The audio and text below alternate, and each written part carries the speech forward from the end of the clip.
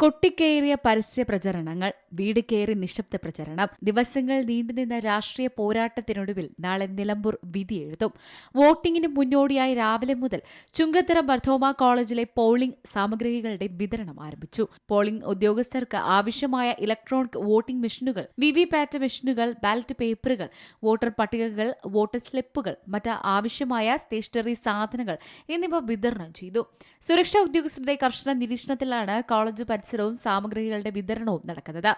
ഓരോ ബൂത്തിലേക്കുമുള്ള സാമഗ്രികൾ അതത് പ്രിസൈഡിംഗ് ഓഫീസർമാർ ഉറപ്പുവരുത്തി കൈപ്പറ്റി. നിലമ്പൂർ മണ്ഡലത്തിൽ 263 പോളിംഗ് സ്റ്റേഷനുകളാണ് ഇത്തവണ സജ്ജീകരിച്ചിട്ടുള്ളത്. പുതിയതായി 59 പോളിംഗ് സ്റ്റേഷനുകൾ കൂടി ആരംഭിച്ചിട്ടുണ്ട്. തെരഞ്ഞെടുപ്പ് സുഗമമായി നടത്താൻ ആവശ്യമായ എല്ലാ സുരക്ഷാ ക്രമീകരണങ്ങളും പൂർത്തിയാക്കിയതായി ജില്ലാ തെരഞ്ഞെടുപ്പ് വിഭാഗം അറിയിച്ചു. നാളെ രാവിലെ 7 മണി മുതൽ വൈകുന്നേരം 6 മണി വരെയാണ് വോട്ടെടുപ്പ് നടക്കുക. News desk C Malayalam news. ഏറ്റവും പുതിയ വാർത്തകളും വിശേഷങ്ങളും വിരൽത്തുമ്പിലറിയാൻ സി മലയാളം ന്യൂസ് എല്ലാ ഡിജിറ്റൽ പ്ലാറ്റ്ഫോമുകളിലും ലഭ്യം.